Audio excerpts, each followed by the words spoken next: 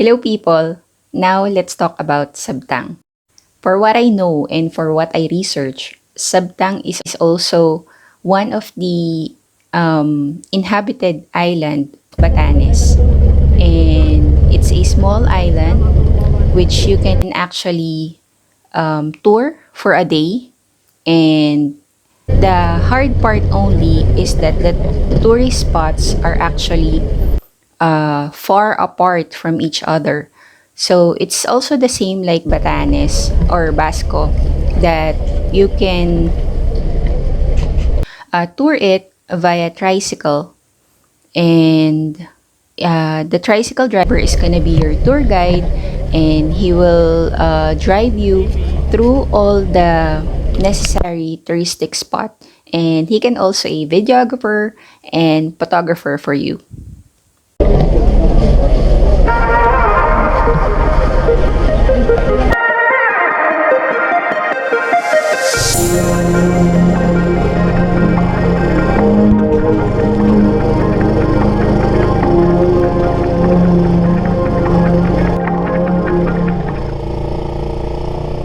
My tour guide was telling me that once the road is fully constructed around the island, it will be much quicker to travel from one tour spot to another. By the way, this is a national heritage site, the last remaining real stone houses of Batanes from way back time. That is why some of the houses is being restored for future generations to see.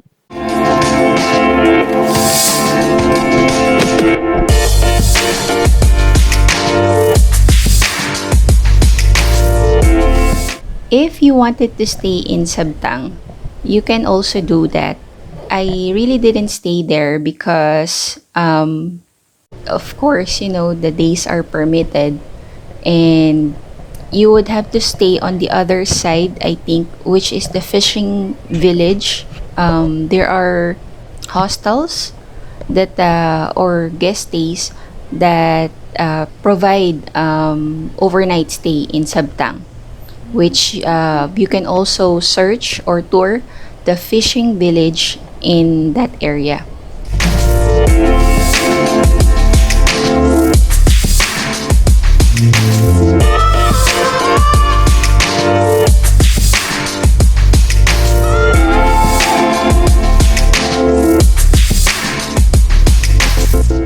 But usually, there are only certain numbers of tourist spots in Sabtang. And the good thing about it is when you book a tour in Sabtang, the lunch is already included in the tour. And that's a good, which is a good deal. Not too expensive, but it's a good deal.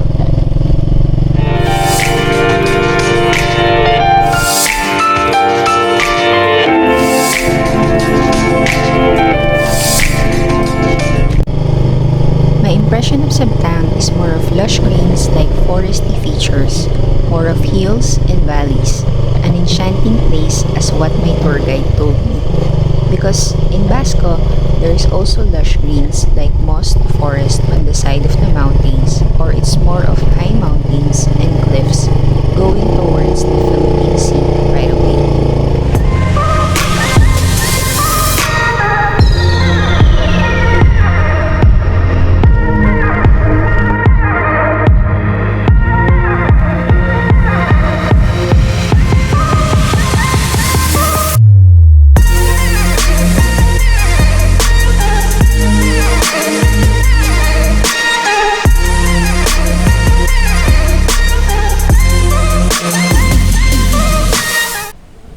I think Sabtang, it's like a 30 to 45 minutes boat ride from Basco, Batanes.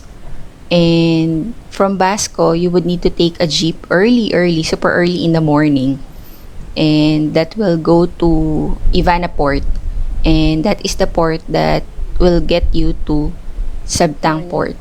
And in Sabtang Port, you will just have to go to the tourism office, and you will need to pay a fee, and they will also accommodate you on which guide or tour guide they will provide you or give you in order for you to roam around Sabtang.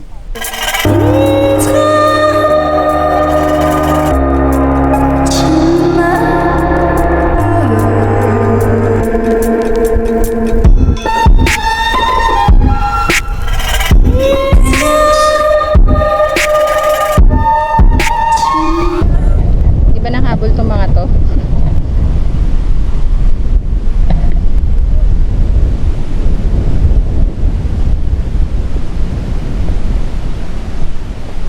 Natakot na.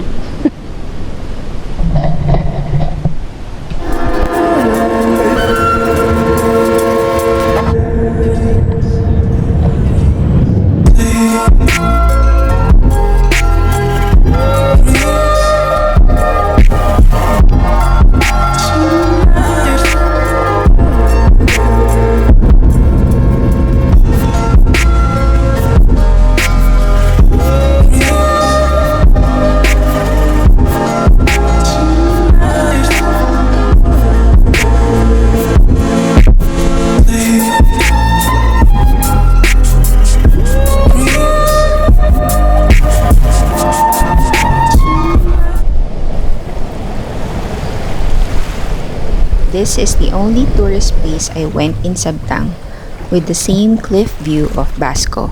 I just wish the sun had come out so you'll be able to see the blue of the sea touching the clouds and the waves waving back at us. Thank you, Lord. What a beautiful creations you did for us.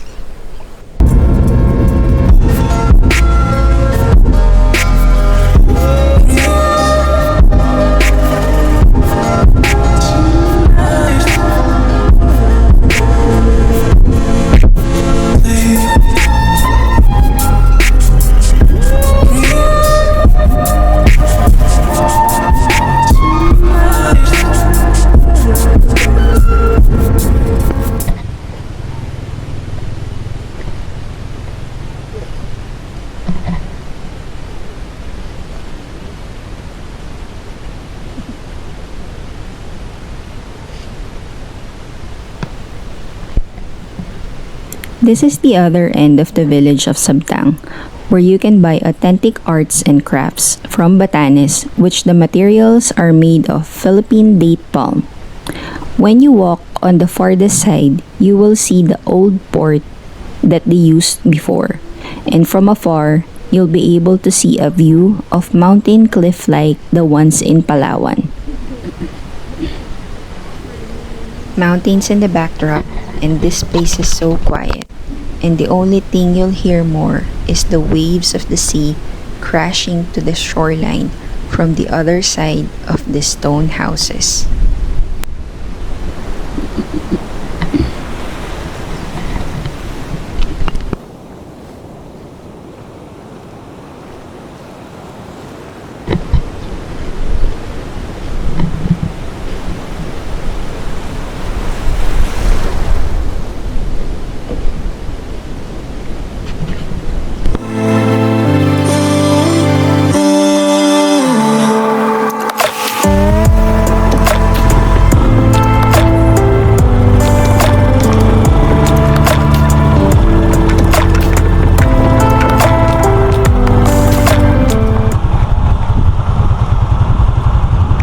This is the Sabtang Lighthouse. Just like in Basco Lighthouse, you will also see the 360-degree view of Sabtang Island from the top. You know what? I have so much respect for people who live and grew up in the province. A simple gesture from my guide of us stopping for a moment, just to open and close the wooden gate from this lighthouse is an act of care and respect to the place.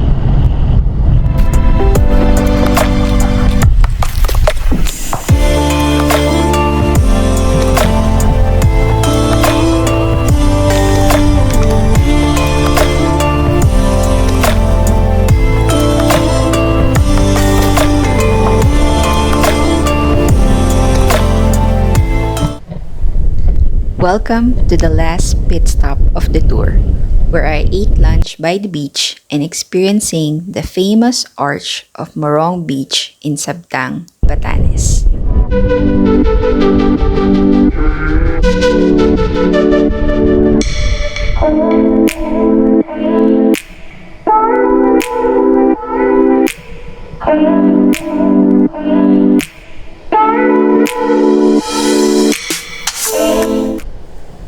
The waves here is calmer than in Basco. As a matter of fact, when you walk to the left side, you'll be able to take a swim. There are still stones, but it is more accessible. As you can see, the interval of tourists is lesser since the spots are far apart.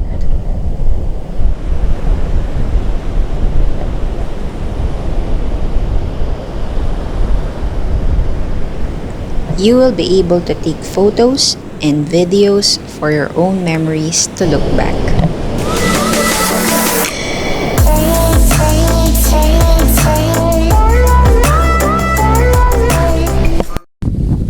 Sabtang, Sabtang.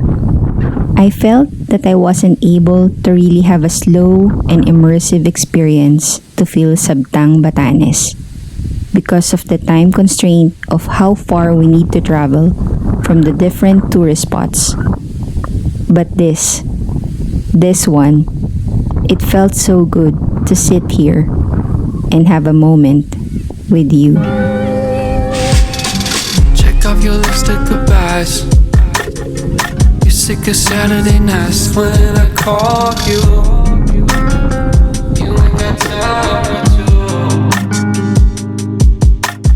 So again, thank you so much for watching, guys. I hope you enjoy my Sabtang experience that can also help you if you want to visit Batanes in the future. Bye! You say you waited for hours. What if I told you? What if I told you? I'll see you tomorrow. You can say your last goodbyes. I never take